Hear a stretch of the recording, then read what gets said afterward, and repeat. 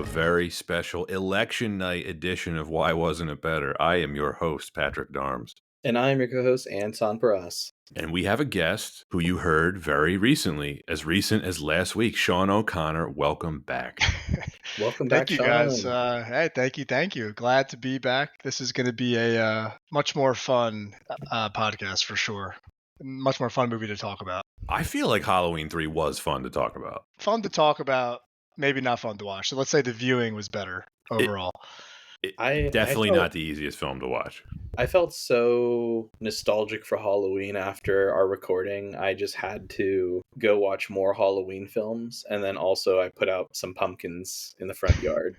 So a little early, but I felt compelled. Well, Just started carving some jack-o'-lanterns just to set the mood. I got a pumpkin spice latte. Yeah. Whoa. That's serious commitment right there. Yeah, it is bad. It is going to be 94 degrees tomorrow. So it is it is the worst time to be feeling these Halloween feelings. Well, can I remind you, Anton, that I stumbled upon those Harry Potter themed candles and they're pretty wonderful. That's right. Okay, then that's a different level of cozy that I need to get on. Yeah, Sean, let me know if you're interested in that. I'll send you the link. Sure, send it my way. Barnes & Noble has Harry Potter scented candles, and there's a few different ones, and they're delightful. These aren't going to be like the jelly beans, right? Because I remember eating Harry Potter jelly beans that tasted like grass and dirt. No. One of them is like the scent of baked bread. The other is like black cherry. Another one is, there's a really cool one. It's like a library themed candle, and it has the scent of like leather bound books. That's so badass. It's pretty cool. It's got to be a pretty cool job trying to figure out how to translate a smell from something that is like a book or that isn't like your traditional thing to smell and just putting it into a candle. Yeah, there are probably a lot of scientists behind that.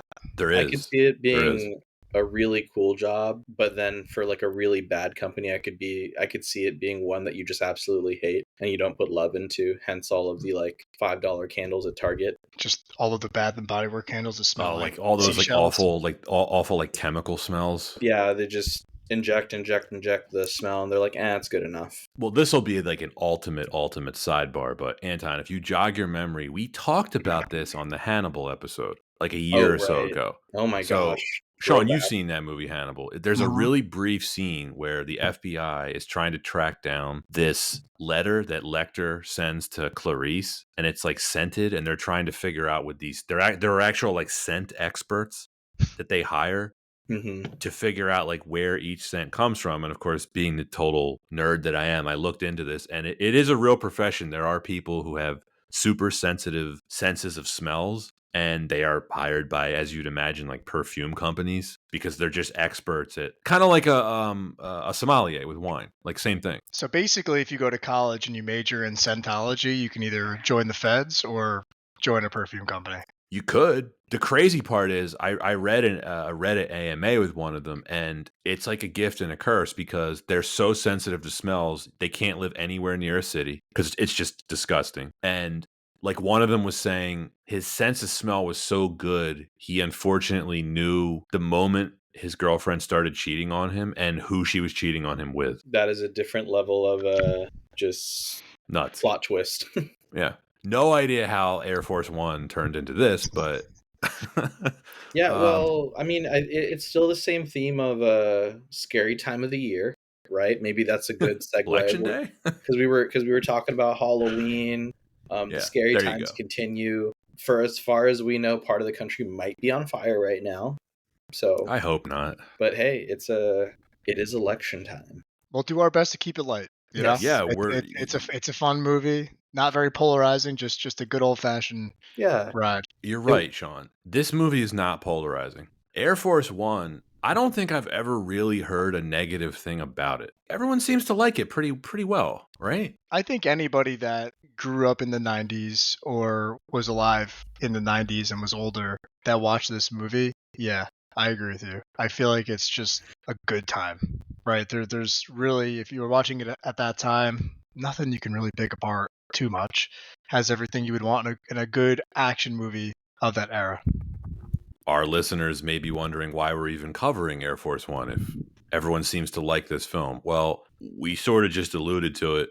It's election day. We are trying to add some non-political, lighthearted commentary to the day. Maybe you're standing in line at the polls. Maybe you're listening to this episode way after it comes out and you don't care about the American election day at all. Either way, we thought it would be a good idea to cover a movie featuring America's favorite fictional president, Andrew Marshall, aka Harrison Ford. That's it. That's the only reason. Yep. Was it you or I that chose this, Anton? I don't even remember. Oh, I mean, I think it hits both. I think it hits both of our soft spots for Harrison Ford and action films in the late '90s. So it could have been a coin toss of you or I. Really quick admin to get out of the way. As always, we have to mention if you're listening on Spotify or Apple or wherever and you like what you hear, press the follow button, drop us a 5-star review. We'd really appreciate it. All of that stuff means a lot to us. Smash that follow button. Smash the subscribe. Smash it all. You've been here before. This isn't your first episode. Smash that button. Join the crew. If it is your first episode, do it anyway. Smash it. Even harder. Smash it. Subscribe, like, follow. We're on all the social medias, Instagram, TikTok, Twitter, and then, of course, last but certainly not least, we have a Patreon. If you become a patron, you get really cool stuff like early access to episodes, ad-free. You also get things like us covering a film of your choosing if you join at the highest level. I'm just gonna throw this out there. Like, if you're listening for the first 3 days of recording, if you subscribe to the Patreon, any tier, mention this timestamp in the episode, I will bake cookies and send them to your home. Wow. So within 3 days of the episode release, what kind of cookies? We'll make that game time decision. I feel like chocolate chips is a pretty safe bet, right? Yeah, it's a pretty safe bet. And mention it to me, and you might get a foot pick. Just you don't. So what do you want, folks? Just send it my way. Well, with that being said, the fate of the nation rests on the courage of one man. Harrison Ford and Gary Oldman star in two-time Oscar nominee Wolfgang Petersen's gripping thriller about an uncompromising U.S. president who has just told the world he will not negotiate with terrorists. When Russian neo-nationalists hijack Air Force One, the world's most secure and extraordinary aircraft, the president is faced with a nearly impossible decision: to give in to terrorist demands or sacrifice not only the country's dignity, but the lives of his wife and daughter. Released on July 25, 1997 by Columbia Pictures, Beacon Pictures, and Radiant Productions, directed by Wolfgang Petersen, screenplay by Andrew M. Marlowe, starring Harrison Ford, Gary Oldman, Wendy Crewson, Liesl Matthews, Glenn Close, Paul Guilfoyle, William H. Macy, Dean Stockwell, Ilya Baskin, and Xander Berkeley. With a budget of $85 million, so $166 million adjusted for inflation, with a box office of $315 million, $616 million adjusted for inflation. Now, we started talking about this earlier in the episode. We can kind of dig into it a bit more, but Pat, a bit more color for why this film was chosen. Well, we said it. I mean, the election day thing, we considered doing other films that were more politically themed, and we quickly ruled that out because I don't know about you, but the last thing I want to hear on election day is a podcast about a politically charged film. Yeah. So maybe a bit of escapism would do good for our listeners. Yeah, I think so. And of course, we have to acknowledge we have plenty of listeners that are not in the United States. Now, they may care about our election, but it's something else to consider. And even though this is like a super, I guess you could call it patriotic film, you read the box office numbers, Anton. This was a huge movie in 1997. Sean, you love your quintessential 90s action movies. When I offered this film to you, why did you immediately agree to it? Why Air Force One? Yeah, I mean, you're right. This is the time period, the era that I had my childhood, right? So I grew up with Harrison Ford, Arnold Schwarzenegger, Bruce Willis, all of the top action heroes of that time, right? And this is one of those movies that when I think about my favorite action movie, my quintessential action movie of that time period, it's got to be Air Force One. I mean, there are a few others that we'll talk about that I think are close, but I love this movie. And I know the spirit of this podcast is why wasn't it better? But I think we all kind of agreed at one point that we're taking a different approach to dissecting this movie just to kind of have a nice little break from the election cycle. So yeah, I just wanted to come on, talk about a great movie. It has all the different elements that I love in a classic 90s action film. So excited to kind of talk about it and dive into it today. Love it. I am curious a little bit later in this episode what we can actually hit on that defines what makes a 90s action movie a 90s action movie, right? Because you hear that term a lot, like, oh, that's such an 80s movie. Oh, that's such a 90s movie. But I think most people would agree this is a very 90s movie. But of course, why is that? Well, we'll try to answer that a little bit later. For one thing, let's go back in time to when we briefly regarded Russia as our ally, winding the clocks back to the Clinton administration, pre 9/11. Harrison Ford, I'm glad you mentioned him. This was really the last major hit of his career, going all the way back 20 years before this when he broke through with Star Wars. Not even Schwarzenegger had a run like Harrison Ford. This was pretty much uninterrupted, where he was either, I would say, the biggest or one of the two or three biggest movie stars in the world. Almost everything that he did during that period was anything ranging from a moderate hit to literally the biggest movies of their era, right? I'll run through them really quick. Star Wars, The Empire Strikes Back, Raiders of the Lost Ark, Blade Runner, Return of the Jedi, Indiana Jones and the Temple of Doom, Witness, The Mosquito Coast, Working Girl, Indiana Jones and the Last Crusade, Presumed Innocent, Regarding Henry, Patriot Games, The Fugitive, Clear and Present Danger, Sabrina, all culminating with this in 1997. I mean, it's just an incredible list of films. Should I be ashamed that I have no idea what Mosquito Coast is? No, that is by far the least successful movie of the ones that I just mentioned. But at the time, it was a little bit of a thing. What an But insane everything run. else you've heard of, right? Oh, yeah. You've seen almost all of them. That's a legendary run. Yeah, like I said, not Schwarzenegger didn't have that lengthy of a run. If you think about it, Schwarzenegger's run was pretty much 1984 with Terminator and Conan to, I would say, it was over. Like Batman and Robin killed him. That was 97 as well, speaking of 97. Back to Ford real quick, Anton. This is his career post Air Force One. The Devil's Own, 6 Days and 7 Nights, Random Hearts, What Lies Beneath. That was okay. We liked that movie. K-19, The Widowmaker, Hollywood Homicide, whoa. Firewall, I kind of like Firewall, but I'm going to say anyway. And then, of course, that brings us to Indiana Jones and the Kingdom of the Crystal Skull. Oof.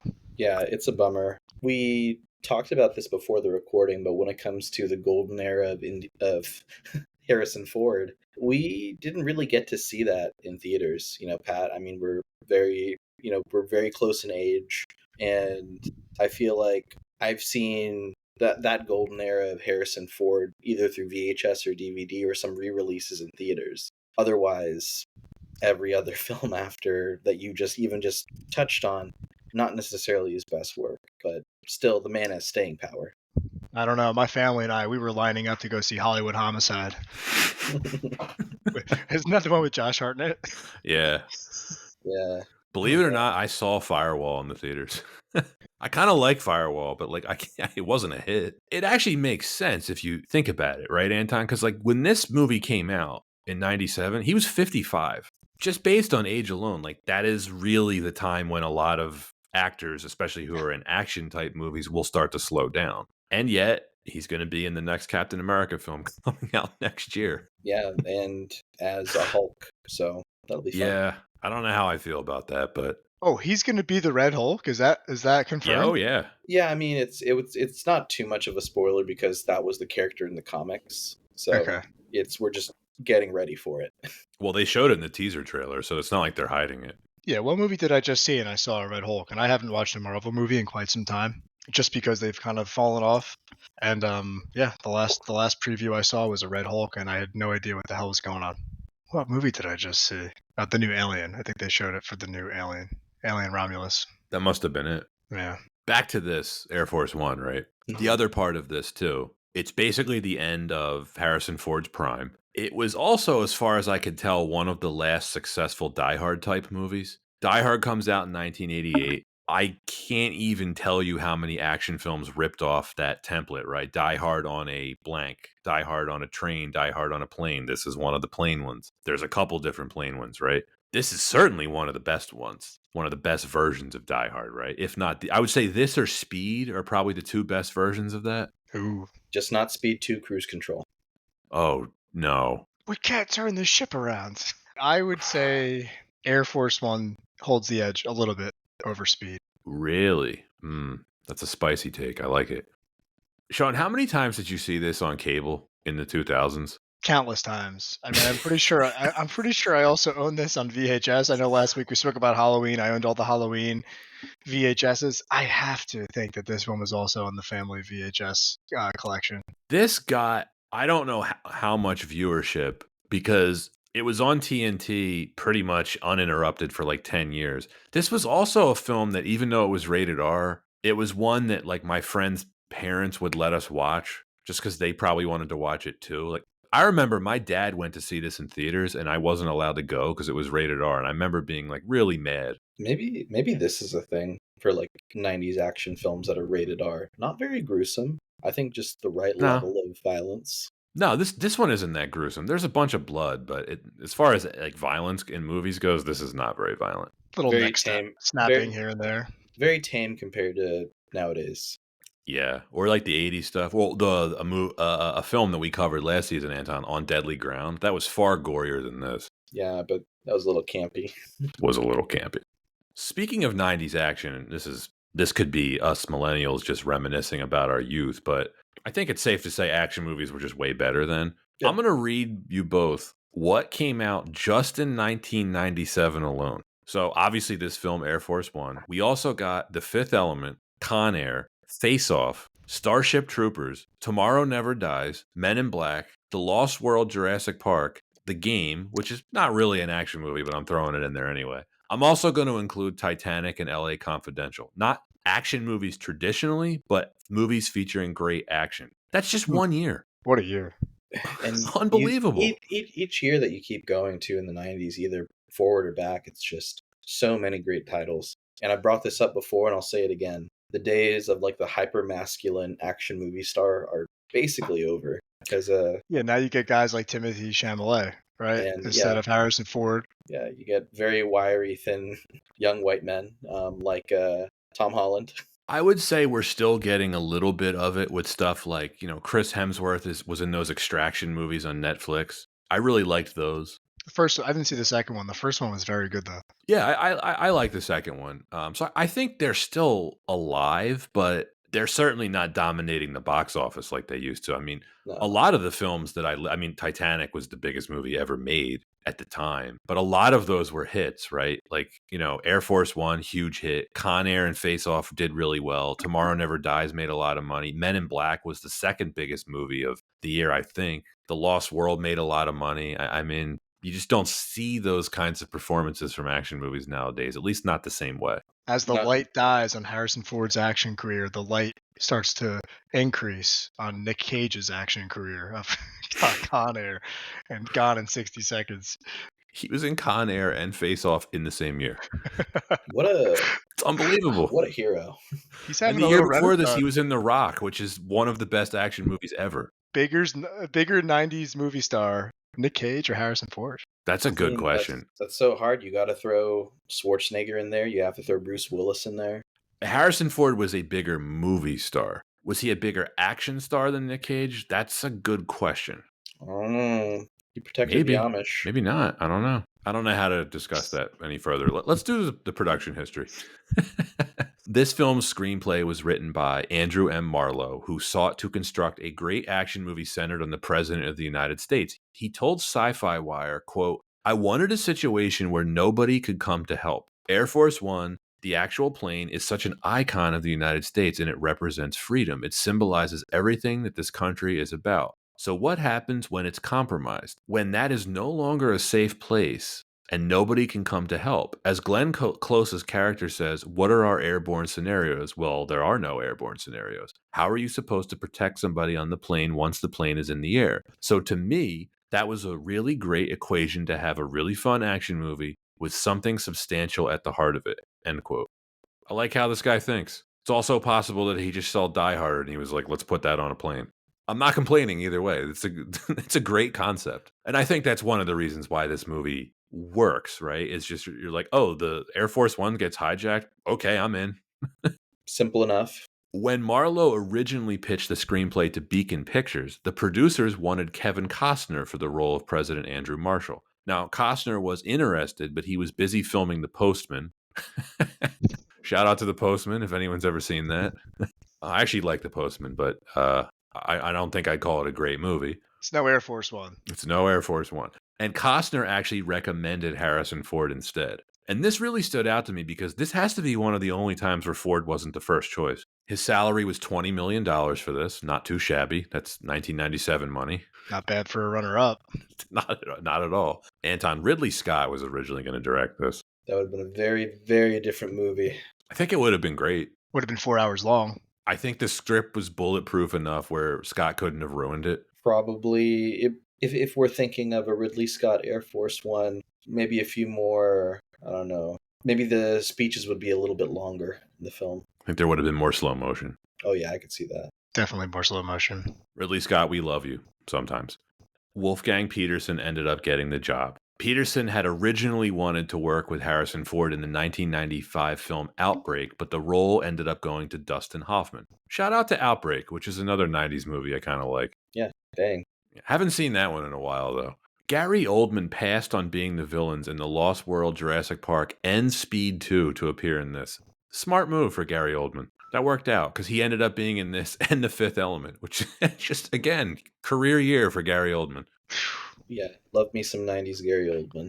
Glenn Close was a last-minute casting decision to play Vice President Catherine Bennett. Now, to get everything right, Petersen relied on researcher Brian McNulty, who recruited experts from the Secret Service and the military. Members of the production department took a tour of the real Air Force One before filming. They based some of the film's scenes on the touring experience when the terrorists disguised themselves as journalists, survey the plane's layout, and begin to take their seats.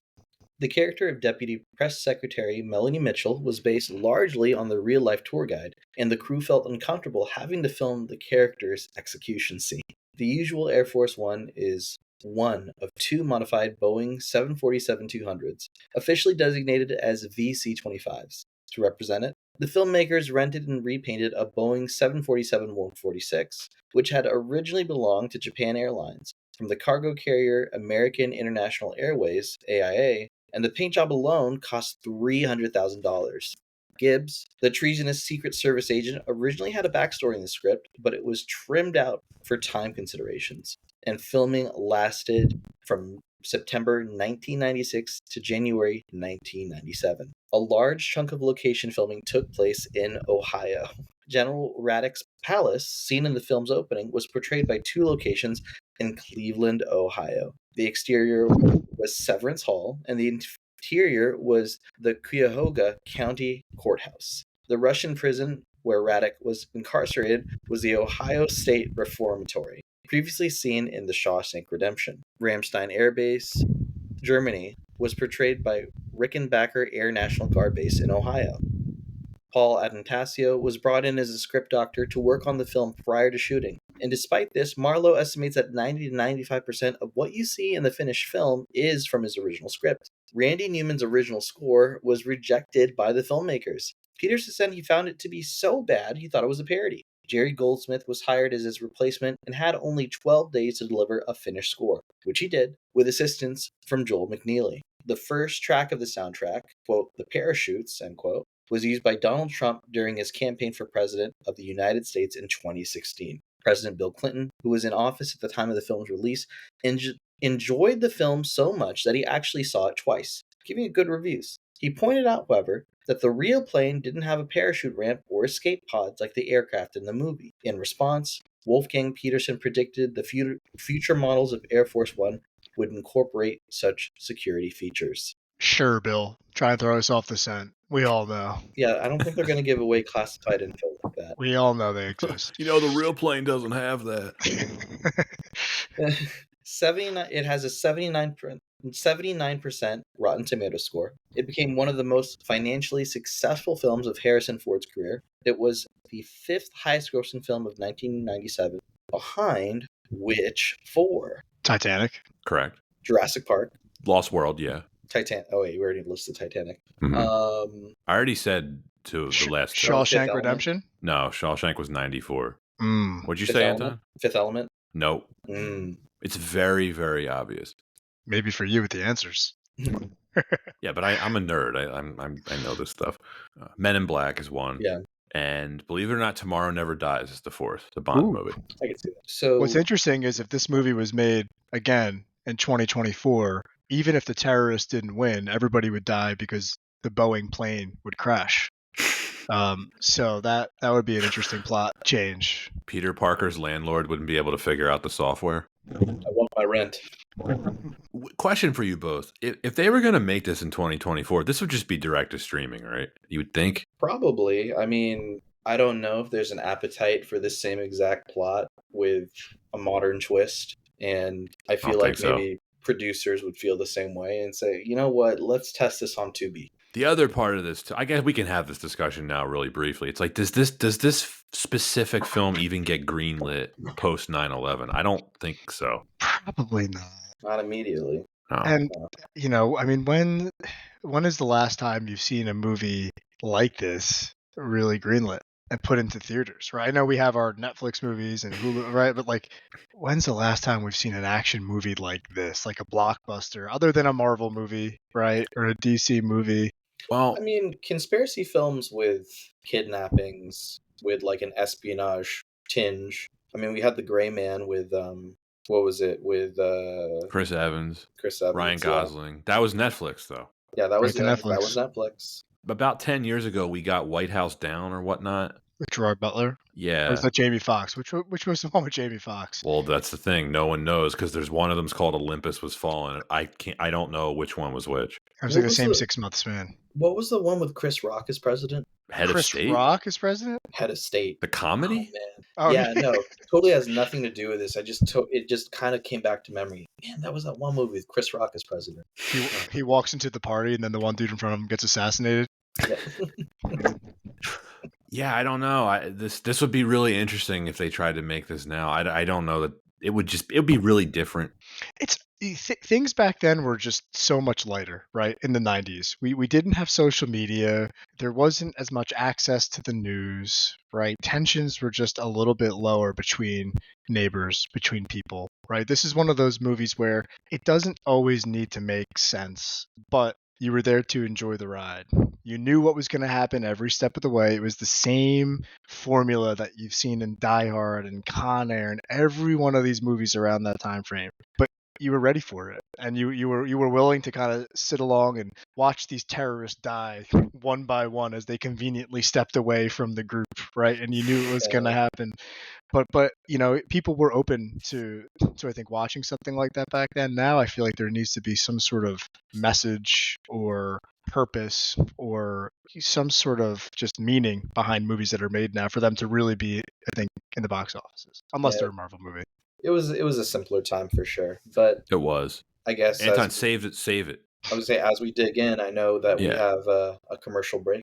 We do. Really quick, though, because this is something I found on Reddit. This film inadvertently led to the Colorado Avalanche winning the Stanley Cup. The company that owned the Avalanche at the time was involved with this film, and they got a cut of the profits, which gave them enough money to match New York's offer sheet for Joe Sakic. I don't know who that is. I'm not a hockey guy, but I thought that was really interesting. Shout out Patrick Waugh. Is that who that is? I'm pretty sure Patrick Waugh was the goalie at the same time, wasn't he, during that whole stretch? I have no idea.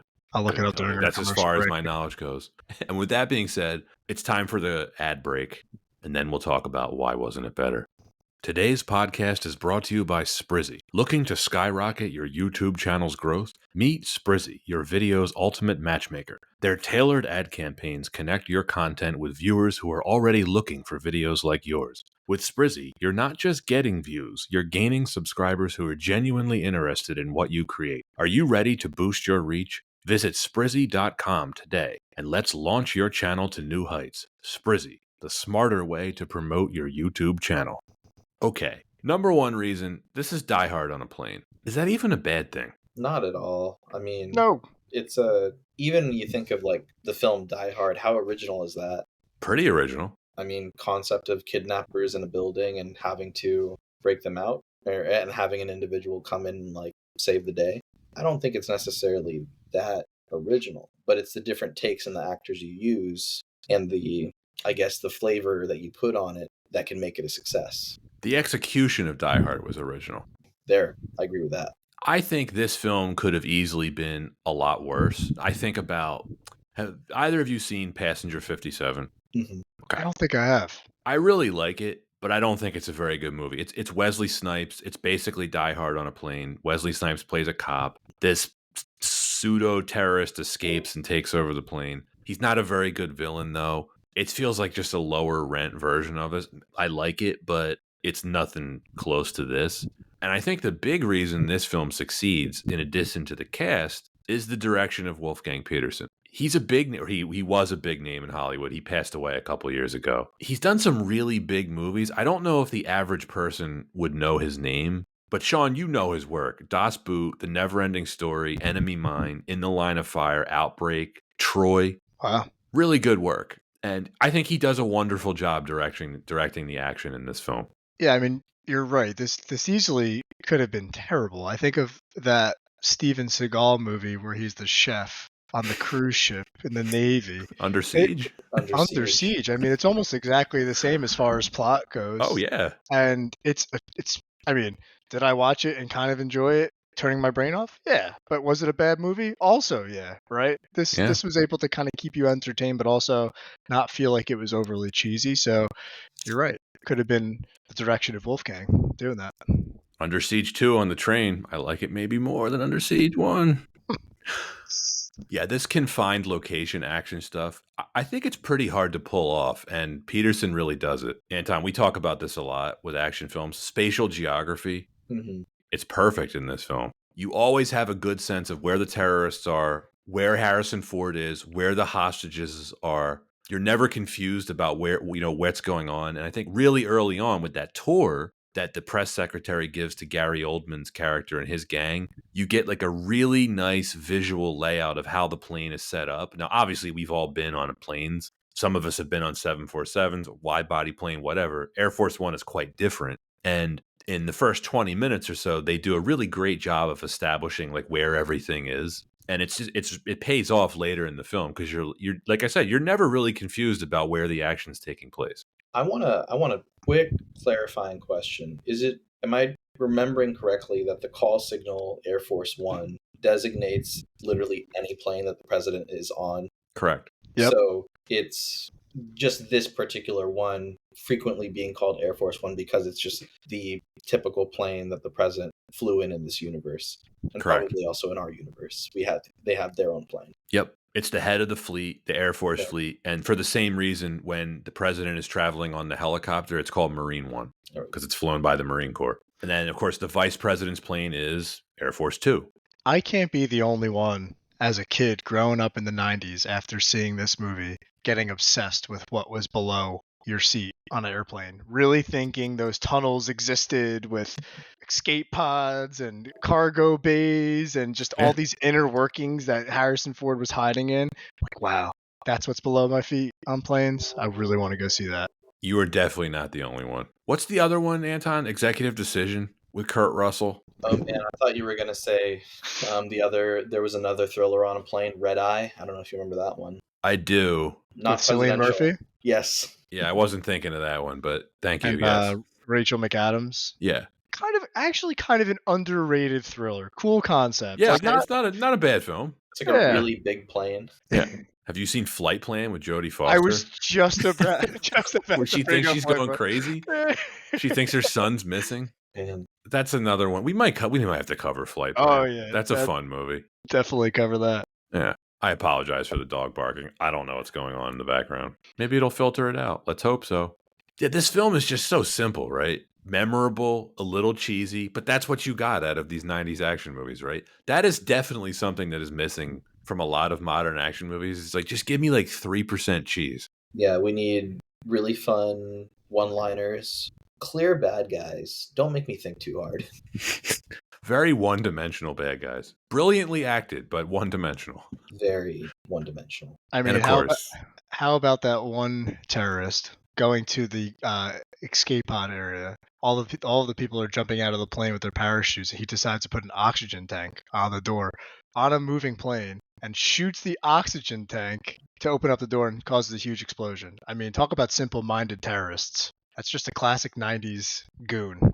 Yeah, he didn't think that one through. And of course, it wouldn't be a 90s action movie without them clearly running out of CGI budget at the end of the film, because when this thing crashes into the ocean, woof. Yeah, it looks a little rough. It's a little rough. I actually looked this up, and I was looking up the making of it. It's not CGI. It's like a model with CGI water. It just I'm not defending it Yeah. because when it zooms in on Xander Berkeley, he's like, nah.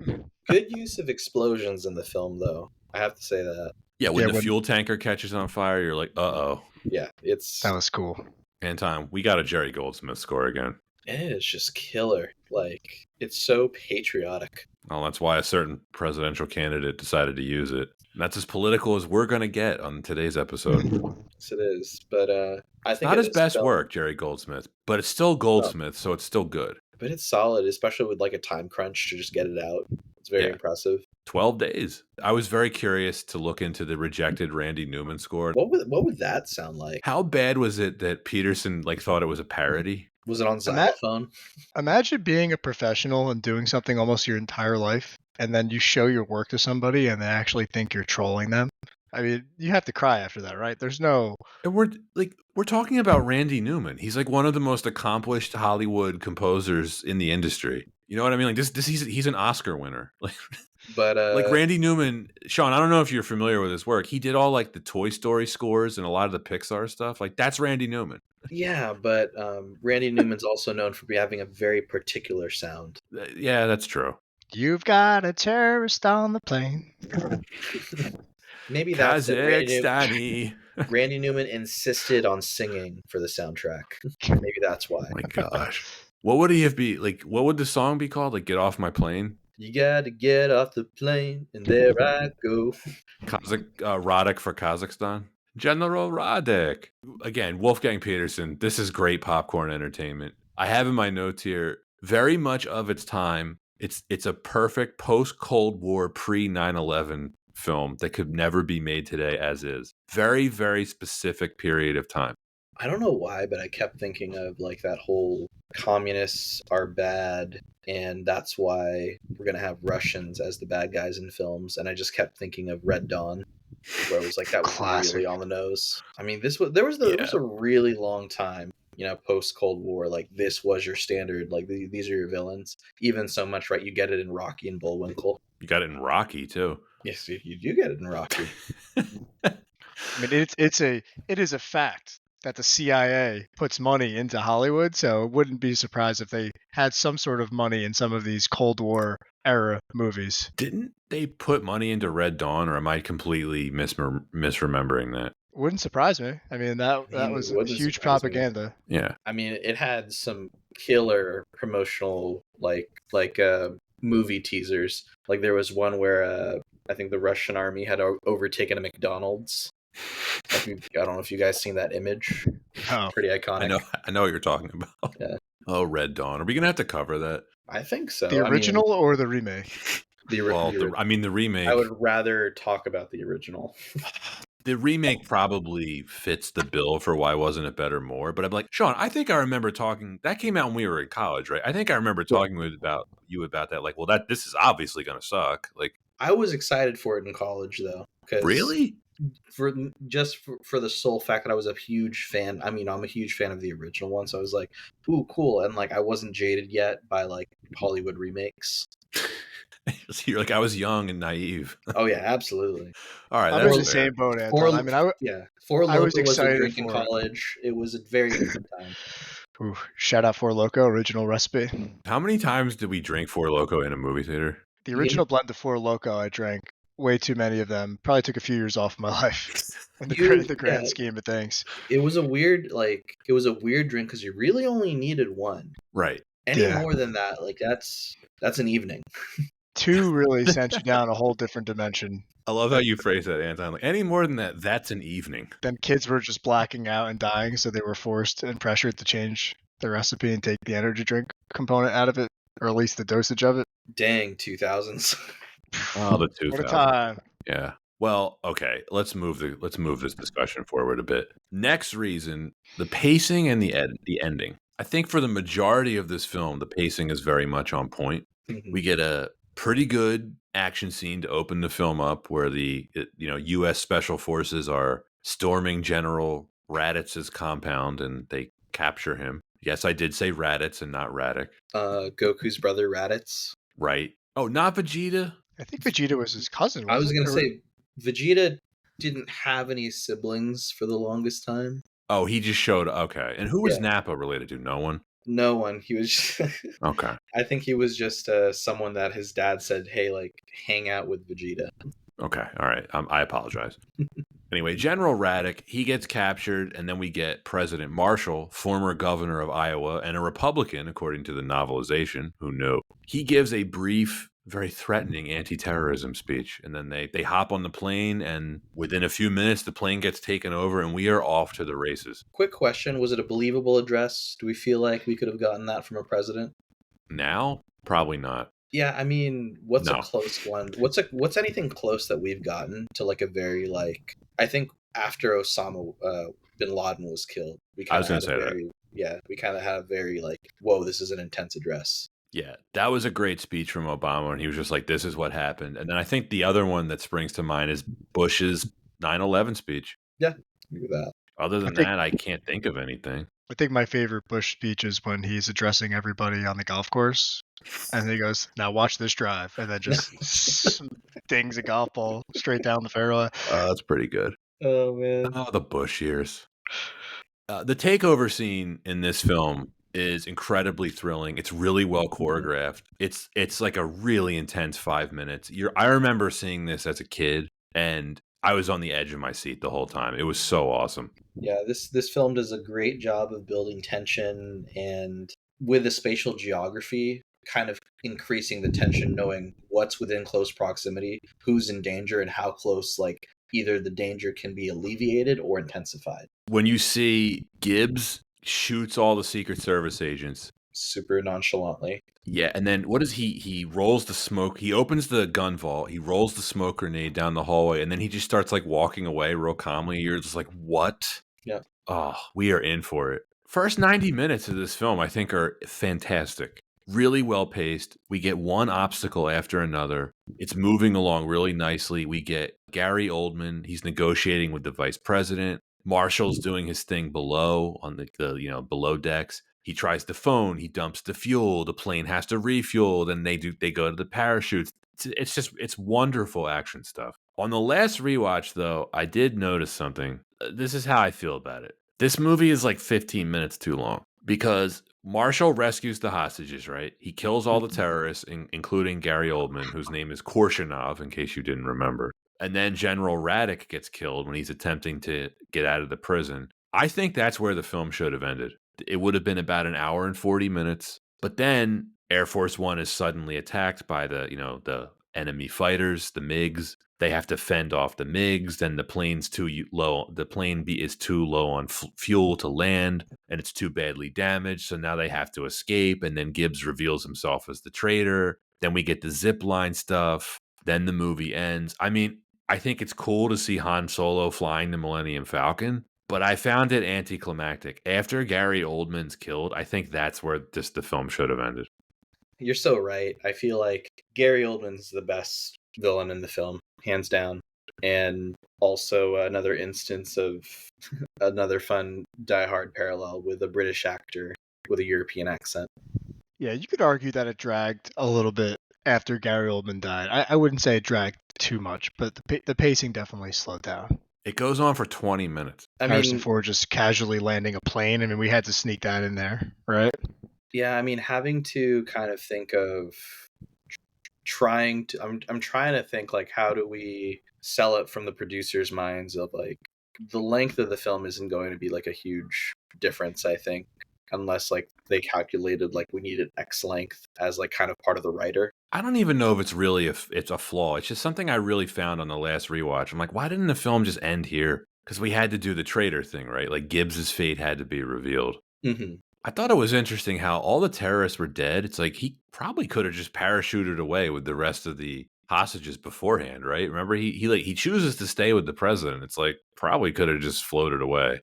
Now, this is something that I don't want to count this against the film because I never thought about it this way until I read the novelization. But I wanted to point this out to both of you because I think it's really interesting. In the novelization, the traitor is not revealed until the end. So you're left the entire if you've never seen the film and you're just reading the novelization, I don't know why you would, but if you were, the Secret Service agents get killed. Someone unlocks the gun vault. Someone throws a smoke grenade. You don't know who it is. So you're left guessing the entire time. And it's like, it could be any one of his alleged staff, anyone left, right? I think it was a really interesting move by the author to do it that way. And it could have possibly added something to the film. Now, did the film actually need that added mystery? Probably not, but I thought it was a pretty big difference in the novelization. I thought it was really interesting. How 90s would this be? Big reveal, Glenn Close is actually with the terrorists. That would have been like a season of 24. Like they put a mole deep enough into the system that all she has to do is enact the 25th Amendment. I have that later on. Why didn't she sign the 25th Amendment thing? I mean, if she was with the terrorists, then Right. of course she would have. But I think that would have also been a very 90s move. But I digress. What is his name? The traitor, because he was the Brit in the actor's name. Xander Berkeley. Xander Berkeley. Also on 24. He's always the villain. Well, in 24 he redeems himself at the end. Yeah, George Mason. Yeah. Yeah. I know you're a 24 fan, Sean. Yeah, the first few seasons were like must-watch television. Incredible. I actually love that idea, Pat, of him not getting, or the traitor not getting revealed until the end, if they were able to still keep the tension and the velocity of that takeover scene somehow. Yeah. Yeah, you have to have more things going wrong where the traitor clearly is someone within the inner circle continuing to like throw things off. And actually that could have been a great way to continue to, tighten up more and more tension in the film. But yeah, because for a lot of it, like, obviously you know that Gibbs is the traitor, but he's just basically a hostage for most of the film. So like they don't use it well, you know what I mean? He's just kind of sitting around. I don't know. I guess you're right. Yeah, until the very end where it's just like, well, let's throw this twist in there. And like you said, it just kind of takes the winds out of the sails. And of course, they don't reveal why he's doing it, which of course the novelization does. He's being paid. That's something else that I feel like could have been included in the film. Now, obviously, we read in the production history, it was in the script and they just chose to not film it. But it's like, I think a Secret Service agent conspiring with Kazakh terrorists to hijack Air Force One and potentially kill the president of the United States and his family. It's like, I'm curious what the motivation is there. I always just assumed he was kind of a big deal. I know. I just always assumed as a kid he was just pro-communism and just pro-Kazakhstan, and that's why he did it. I guess you're right. There was never actually a clear motive. They don't explain it. I mean, I agree with you there, Sean. I always thought it was because an extremist like Gary Oldman's character, very like dead set in his ideology, and that's kind of the rest of the crew. Like, we have a job to do and a job to finish kind of thing. Mm-hmm. But then the other part, remember at the very end when he kills William H. Macy and then Marshall's like, I trusted you with my life. He's like, so will the next president. It's like, he's just going to stay a Secret Service agent? They'll never find out. It's like, what's the point? Why do all this if you're just going to stay a Secret Service agent? Good benefits, probably. It's the perks. The perks kept them around. He has a lot of vacation days racked up. 7 more years and I get pension. It's like, what?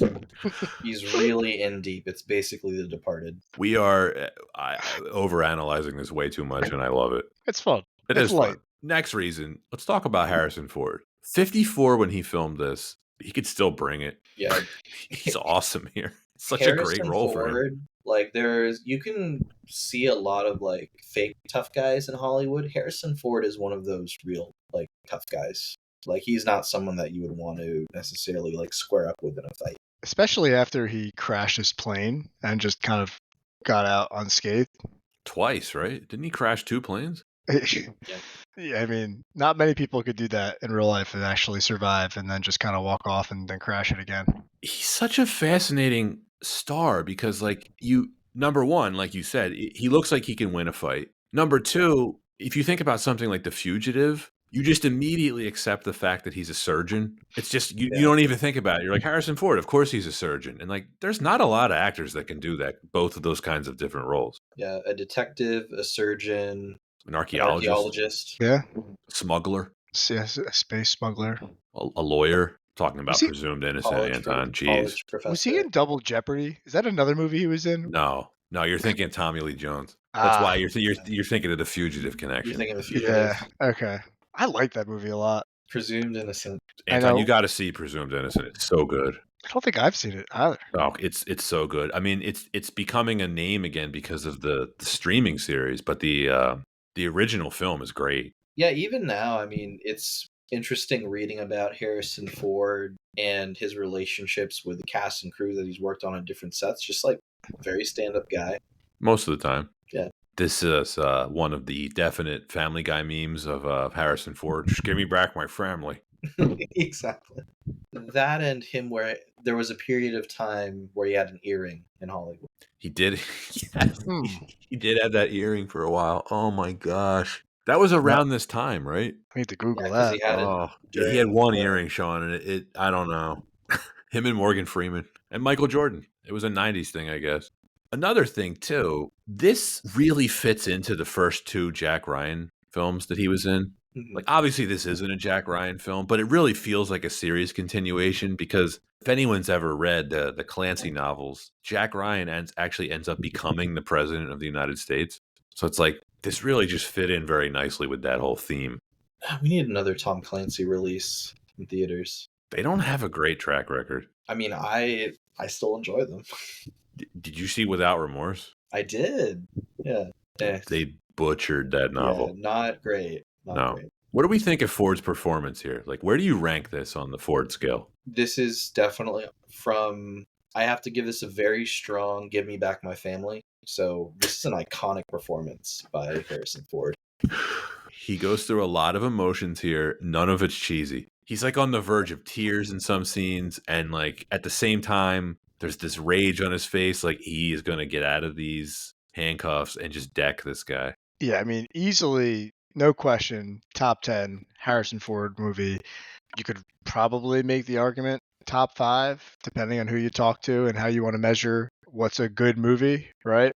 Top 5. That's tough. I mean, okay, how about this? We lump in Star Wars Oh, as like trilogy one performance? as like one kind of character / performance. Okay. I would do, obviously, Indiana Jones is 1. Han Solo is probably 2. The Fugitive 3, would you say? I really like The Fugitive. Yeah, that's got to be 3, right? Where's Blade Runner? I can't believe your listeners are probably going to is his hate me. performance in Blade Runner that good? It's fine. Yeah, I think it really was don't like incredible. Blade Runner as a movie. I think it's kind Anton, of I think he's boring. pretty boring in Blade Runner. I love Blade Runner, and I thought I like the thought aesthetic of Blade Runner. I think the movie is it's slow. yeah, it's a very different film for sure. Not your typical action film. It is more of just a noir, sci-fi noir. I would I think I would put this up there. Witness has got to be up there. Yeah. And I'm putting Presumed Innocent, even though you guys haven't seen it and you need to. And then I would say pretty darn close Hollywood Homicide right there.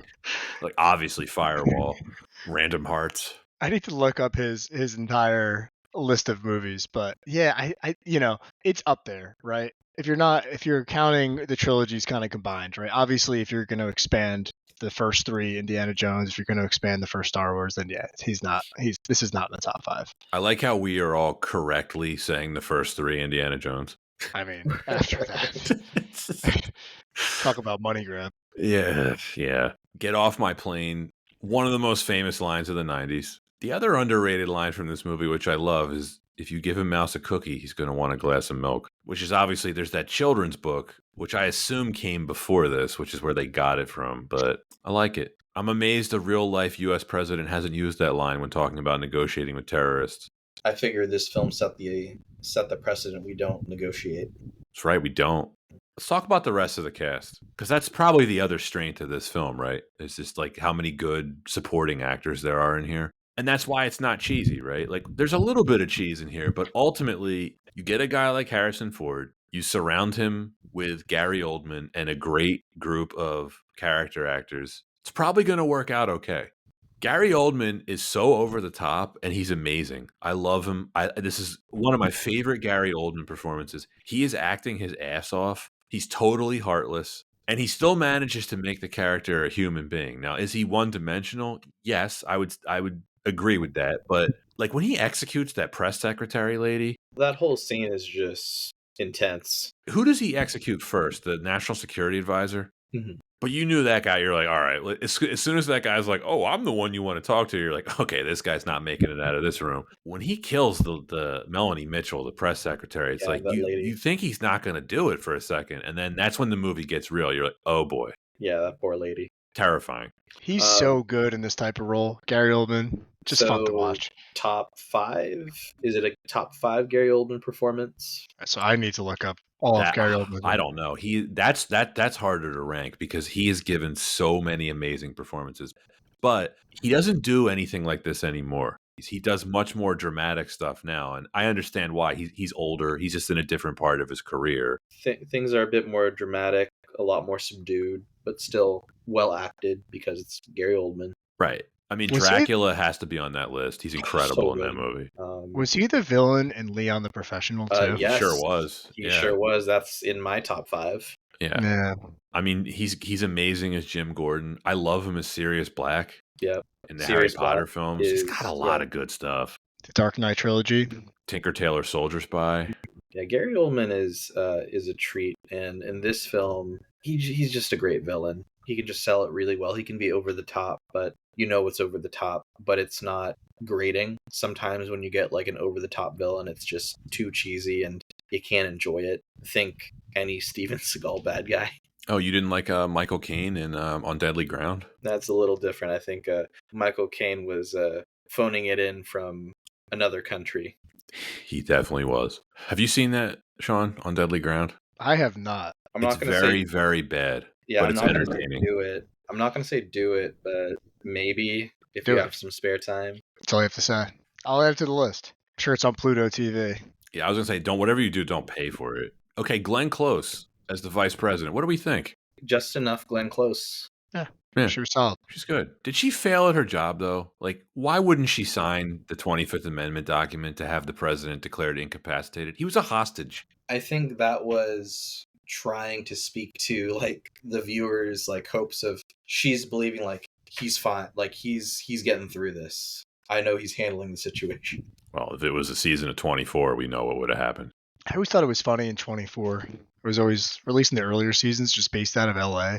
And Jack Bauer somehow just navigated LA traffic so easily to save the day when, any normal person would have let the world blow up because they would have to Stuck in sit. traffic. They're just stuck in traffic. There's no way to get through it. And you're right, Sean. And they were hopping around LA. Like they were going all Nonstop. over. They were going to places outside of Which is- LA. Like they were in Bakersfield, Long Beach. Let's go to Santa Monica. Yep. Which is as much as the sleeper terrorists on that show were, villains, like LA traffic literally will like try to stop democracy from happening.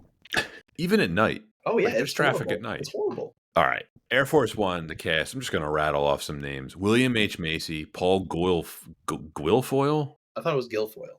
I think you're right. Guilfoyle sounds right. Yeah, I just ruined it. He's from CSI. Dean Stockwell, Xander Berkeley, we talked about. Bill Smitrovich, he's one of the generals. J.A. Preston is another one of the generals. He was really good as the judge in A Few Good Men. And then Philip Baker Hall, just the greatest character actor of all time. Just keeps coming up, but he's been in a lot of stuff, so no complaints here. Anton, did you notice he also played the Attorney General in The Rock? Yeah, I do remember seeing some good old Philip Baker Hall. He's everywhere in the 90s. Come on now. Greatest character actor of all time. The other standouts for me, Wendy Crewson and Liesl Matthews as the wife and daughter. They're amazing. A child performance like that, that's hard to do. She could have easily ruined the film, and she doesn't. Yeah, because her dad is a good man.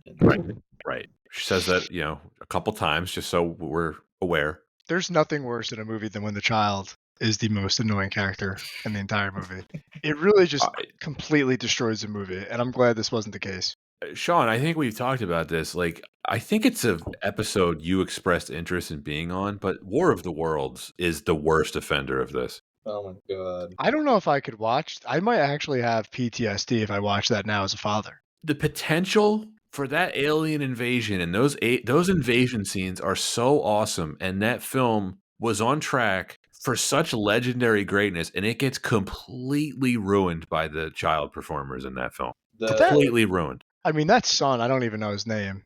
he was both of those kids were just so selfish. I mean, Tom Cruise is like literally bringing them around the entire East Coast just to get them to safety, and they're just running off, joining the military. I mean, doing all these things. It's the middle of it's like Independence Day meets the Holocaust, and they're giving him sass the entire time. Daddy, why don't we take this way, Daddy? Why are you doing this, Daddy? It's like you can get out and walk. I do love that movie though. But yeah, you're right. That could have been one of the best of all time if those kids weren't so annoying. Sounds like you just signed yourself up for another episode.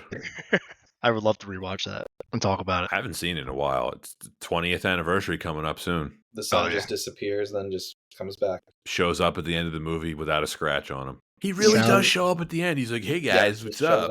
Sorry, I just ran up a hill with the military with no gun. What does he run up the hill for? He wants to see an interstellar war or something. It was a bunch of like awful. Jeeps went up the hill, and then he runs up, and then they all catch on fire as they come back down. He's like, "I'm into this." Right? If I remember that part correctly, it's something like that. I haven't seen it in a long time, but I think you're right. Yeah, they make fun of it in Scary Movie 4. Good times. Great spoof movie. Back to this. So Liesl Matthews, she plays the daughter, right? Are either of you familiar with her, the actress? She was a supporting actress, or at least was a character on Seventh Heaven. Seventh Heaven. She was also in A Little Princess. She is one of the heiresses to the Hyatt Hotel's fortune and is worth $500 million. Must be nice. Yeah. So did she get on this because of her I think family? It probably didn't hurt. I wanted to give her a shout out because she actually spends a lot of time and money on philanthropy and does a lot of really good charity work, and it's very admirable. She hasn't been in a movie since she retired. She retired. It was Air Force One and then Blast. Whatever that is. Yeah, she's really good in this movie. Wendy Crewson's great as the wife. Those, performances that easily could have been bad. And then, of course, on the terrorists, Elia Baskin as the terrorist who flies the plane. Mr. Ditkovich from Spider-Man. Man, I swear, like, it's fun to think that he survived and decided to become Peter Parker's arch nemesis. He survived being shot in the head and the plane crash and redeemed himself. Yeah, total cover-up. And he's like, I'm going to make Peter Parker's life a living hell. Anton, usually he just plays goofy Russian dudes, but it's refreshing to see him here not playing a goofy... Oh, wait. Okay. Yeah. I mean, it's not just me. Like, it seemed this was a very goofy performance. I'd say miscast. He's not threatening at all. Like, all the scenes when, like, him and Gary Oldman are hugging, you're just like, oh, that goofy Russian dude. And I can't confirm this. I would need to look this up, but I'm pretty sure the one terrorist that shot the oxygen tank while they were trying to escape out the back was also an antagonist in one of the episodes of Suits. I'm pretty sure he was a taxi driver. If anyone here watches Suits? I've never seen it, but you may be right. Like, he was only in it for one episode, and I feel like that might have been him. So I need to look that up. I've got a good one for you. So one of the terrorists, you'll like this, Sean, is played by an actor named Andrew Divoff. I didn't recognize the name, but I absolutely recognized the face. He played the Colombian drug lord who takes over the prep school in Toy Soldiers. You know who I'm talking about now? I'm looking at him right now. I was like, where have I seen this guy before? I've seen him in some other, like, somewhat similar action movie. Oh, shit. He's the Colombian drug lord in Toy Soldiers. Oh, man. He's also in a very cheesy horror movie, Wishmaster. I don't know that one. And then Jürgen Prochnow plays General Radek. He's obviously, worked with Wolfgang Petersen before, most famously in Das Boot, plays the submarine captain in there. I don't think he has a line in this film, but of course his presence is, cast all over the whole film. That's all I got for the cast. Typecast. They all knew the assignment, and with someone like Harrison Ford as your lead, I mean, they hit it out of the park. What else could you ask for? Not much, and I think we can wrap this up unless either of you have anything to add. Nope.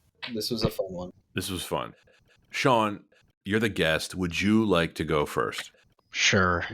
I was very excited, guys, when you asked me to do this, right? This is one of my favorite movies from the 90s. I look back on it. I'm very nostalgic when I think about Harrison Ford, the action sequences. I think the lightness of the time period, just we know exactly that there's a villain. We need to take out the villain. America wins. Freedom wins. It's just a good old-fashioned time. The acting's good. The special effects, Could have been better, but you know what? It's the 90s. A fun movie overall. I can't give this anything lower than an A. It's just a great 90s movie. Pat, is it you or me? I don't even remember. I can go if you want. I don't. Please, go ahead. All right. So I think this movie's a little dated, but in a good nostalgic way for me. I think it's a little too long. But as far as 90s action movies go, this really is top tier. It is such a quintessential action movie of its time. It's probably something that wouldn't be made now, and I don't think that's necessarily a bad thing. There's nothing wrong with a film being a product of its era. Harrison Ford playing the president of the United States in a plane that gets hijacked by terrorists led by Gary Oldman. I mean, what's not to like about that concept? This was really Harrison Ford's last rodeo as a major action star, and he really makes the most of it. It's one of his most famous, most iconic performances. Gary Oldman is a fantastic villain. He matches Ford beat for beat. The rest of the cast is great. The action is really well directed by Wolfgang Petersen. It's well filmed, it's well edited.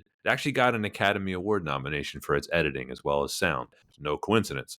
This is really the best kind of Die Hard variation, right? You can't really ask much more from an action movie. This is great popcorn entertainment. I don't think it's a masterpiece, and I can't put it on the same level as Die Hard, but I think it's right below that. And I'm going to give it a B plus. I really like this film. I've seen this, I don't know how many times, 20 to 30 times at this point. And if someone wanted to watch it with me like next week, I would watch it. And yeah, I think that's really probably the highest praise that I can give this type of film without getting into A territory. And yeah, that's what I think about Air Force One. When I think of like 90s action film templates and what makes a great 90s action film, like Air Force One has to come to mind. It's an over the top film. It's a very predictable film. And I mean that in the highest regard because despite its predictability and over the topness, the film's execution is just top notch. You have like intense action scenes that really doesn't feel too over excessive, is enjoyable. And the amount of believability around it in terms of having to suspend your disbelief, it's just enough that you can just step away from reality and enjoy an escape. And I feel like there's not enough action films nowadays that still step into this. And we talked about it before where it is just a bit of a time capsule. And with that, of course, there's a biased perspective on my part because this really is an era of just films that I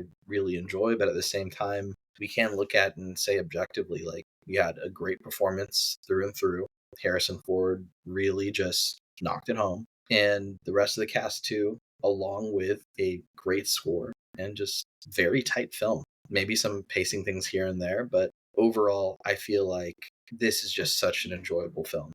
I have to put it at a B. Pretty much a gush fest like we thought it was going to be. We're gushing. We're I'm gushing. Yeah. Like I said, Gushing this is with one of love. those movies where like I don't really think anybody dislikes it. I've never heard anyone really trash it.